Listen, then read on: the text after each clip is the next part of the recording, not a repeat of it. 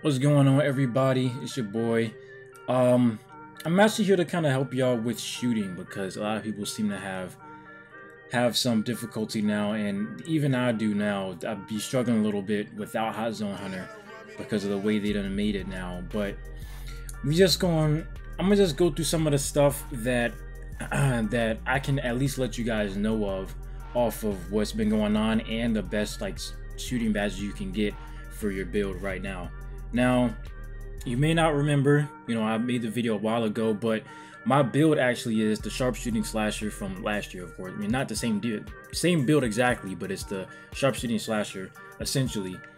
So it's the slashing one and it's the shooting one. So my jump shot isn't that bad. Actually, let me go to my jump shot first. My shooting isn't bad, all right? So most people are, playmaking shooters, or, sharpshooting playmakers right now. So they have, ball handling really high, and they have shooting at like a 88 or something like that. But me, I chose the shooting and the slashing because I got a pretty good ball handle anyways. I just need to hit 99. I can get 86 ball control. So I thought at this point I'd be fine with this. I can still get the contact dunks and really good layups and all that kind of stuff. So this is the build that I went for, all right? So mostly this is for people that aren't pure shooters. If you're not a pure shooter, then you can use this because these are a lot more condensed. You can't get those 2 extra shooting badges that you get when you are a pure. Because when you're a pure, you get 30 instead of 22 or 21. I think I get 21 shooting badges, but you get 30 as a pure. I think you get 22 shooting badges if you're playmaking and shooting. But mainly, we're gonna talk about the badges, all right? So I'm gonna talk about these other 3 at another time. Mainly, we're gonna focus on shooting. All right. For right now, I'm gonna say that this and a few other ways to do it are probably the best ways you can get your badges. Have your badges set up when you're not a pure shooter. All right. So since they've changed Hotzone Runner, honestly, I will say take it off. All right. Unless you have 80%, I'll say 80%, maybe 60%, I guess, but I think if you can have all 5 of the 3-point shooting hotspots, then or 4 or even 3 of them, then I'd say keep Hotzone Runner. But the problem with that is in the park, they can change so much now that you really don't know what you're gonna get. So one game you might have a hot zone in the corner. Next time you play it, it might be a cold zone or it might be a neutral. Just because of the way they changed it. You might have shot 2 good shots in the corner, but the game that's coming off on that 25th game, if as you guys might have heard, the game that's coming off, you probably shot 3 shots in the corner, and those 3 shots come off. So then that puts you right out of the window to have 55% from that side, or maybe you just don't have as many shots in that side anymore. So it's really they've made Hotzone Runner really tough to use now. I think personally they should have had it as a 50-game window. I think that would have made more sense to me. But that is what it is. I guess the badge might have been overpowered. I don't know, but it was not. I'm not gonna say it was overpowered, but it did need a tweak. But I didn't think this is the right one. All right. So Hotzone Runner, it's gonna be pretty low now because it's not a consistent badge as it was before, because it can just change where you have to shoot in a hot zone. So I'm gonna say the best badges right now in the game for shooting are pretty much each badge that I have right now. All right. If you're in the park, these are the badges you want to have. Now I will say, Hot Start is a good badge in the park. Everywhere else, it's not a good badge to have because you can easily miss those shots. You can easily go 4 for 4 or 5 for 5 in the park. It's easy. All right. It's easy to make those first 2 shots and to keep going from there. Essentially, these 3 badges do the same thing: Green Machine, Hot Start, and Volume Shooter. You just keep shooting, and the more you keep shooting, the badge will pop up. Essentially, you have, at least with this one, you have to make it. All right, you have to make these shots. This one, it doesn't matter, and this one you have to green them. All right, so essentially these 3 are the same thing. All right, your goal in 2K when you're shooting is to get these badges to pop up. Is to get each badge as much as you can to light up. Now that doesn't mean to go looking for steady shooter shots or to go looking for range extender shots. Take the shots that come in within the flow of the game. That's just the way the game is. But personally, I think that these are the badges you want to have. All right, so I'm gonna say, as far as the top tier badges go, it goes catch and shoot. No, I'm gonna say quick draw first. You have to have quick draw. Quick draw is probably the #1 badge. I mean, I think everyone knows that without saying. Range extender is another good one. It just helps you shoot better in general. And then I'll say catch and shoot. And after catch and shoot, it was Hotzone Hunter, but Hotzone Hunter is probably a tier 3 badge or a tier 2 badge now. Now you can get your hotspots, but the thing is that you don't know, like in the middle of a streak, you won't be able to know if your hotspot is still there or not. All right, that's the main problem that I'm having with Hotzone Hunter. So that's not going to be in the same tier as it was before. It's still a useful badge when it works, but it's just a lot more unpredictable because of what they've done. All right, so essentially, I think what people want to go for is, you know, like I said, with the way that I have things here. All right, volume shooter is a really good badge because it shows up pretty much for every shot after a certain amount of shots. And of course, Deadeye. There's a lot of times where people are just closing out late. This one's a really good one. So I used to flip-flop between this one being silver and catch and shoot being silver and have either one Hall of Fame. But now without Hotzone Hunter, I leave catch and shoot Hall of Fame. All right, but this is for people, like I said, that have, you know, they have two, you know, essentially they're, you know, the duo builds. They have playmaking shooting, or they're defending shooting, or something like that. So you get the Hall of Fame badges, but you don't get, you know, 30 badges of shooting. All right, if you have 30 badges of shooting, you know, you can put Hotzone Hunter, you can get Hot Start and all that kind of stuff. You can do that, those extra things.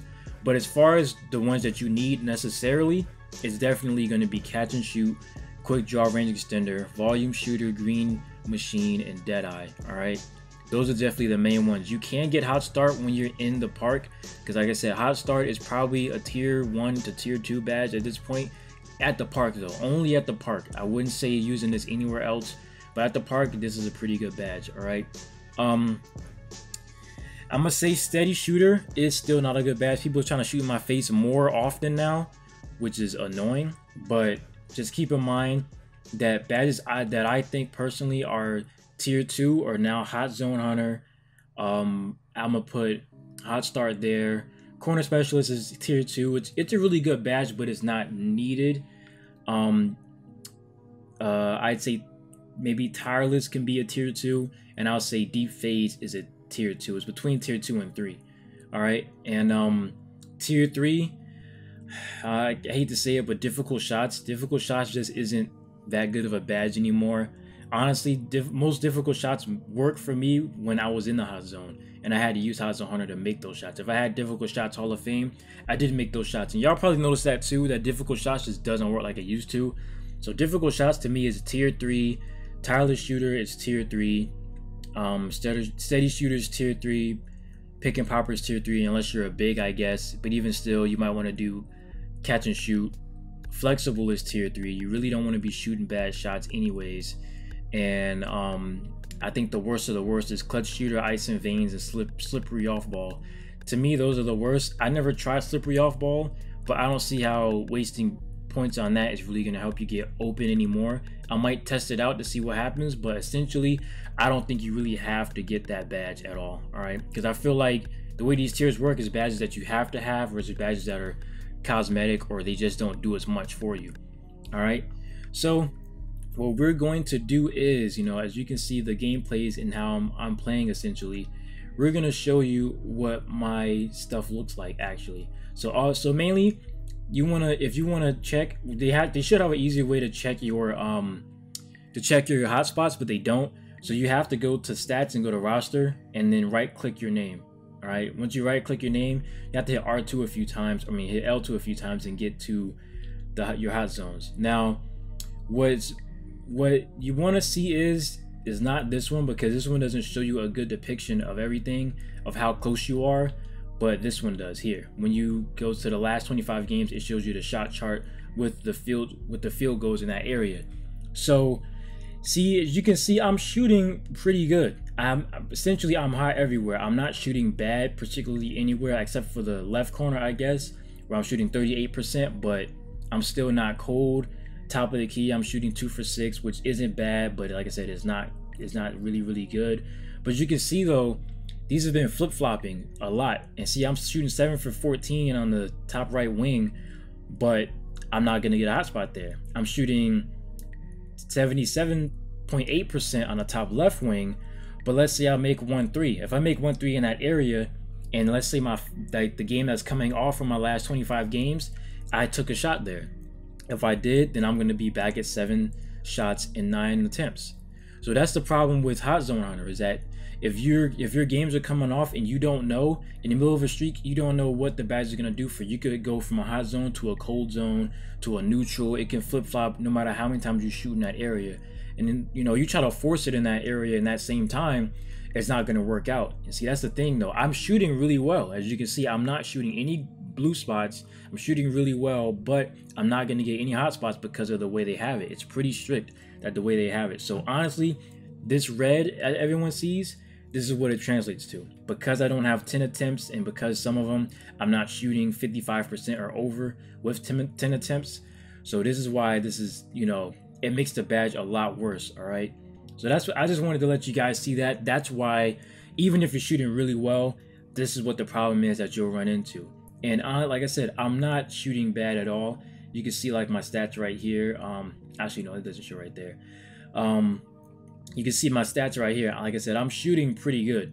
Personally, for me, I think I'm shooting pretty well. And most people that I've seen that have been really consistent, they shoot about what I think they shoot about high 40s to low 60s, are really good 3-point shooting percentages. Mine have went down a little bit. I was shooting about 53 or 55 a little while ago, but it's dropped down a lot more because of Hotzone Runner. And I left it up there because I didn't think it would be that much of a problem, but I didn't realize that I didn't have any hot zones, so it made the badge useless until I had a couple of them. And it was like, I can't force myself to shoot in that spot because, you know, just the way the flow of the game works. All right, so my 3-point percentage isn't bad, and I was shooting 55%, but just because I'm shooting good doesn't translate into having good hot zones. All right, so essentially this is just like I guess like a detail kind of thing to show you guys, you know, essentially like how I'm shooting and what I'm using to shoot. Because a lot of people are telling me they're having trouble with builds similar to mine with shooting. You know, I'm still shooting all right, but I think volume shooter and catch and shoot are another big one that you can add on with range extender and green machine. You can kind of get rid of green machine, but I wouldn't recommend it. If you can green your shot, I keep green machine up there. But if you don't want green machine up there, put Hall of Fame Deadeye. You know, that one helps out a lot. But you know, definitely getting those greens is what you want. That at the end of the day, that's what you want to see is a green light.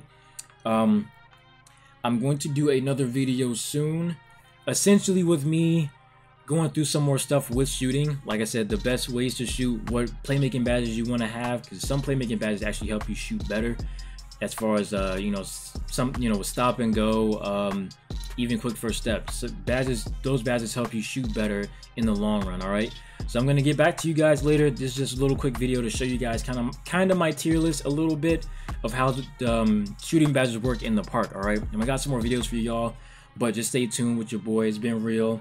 I'm gonna upload some more videos. Peace.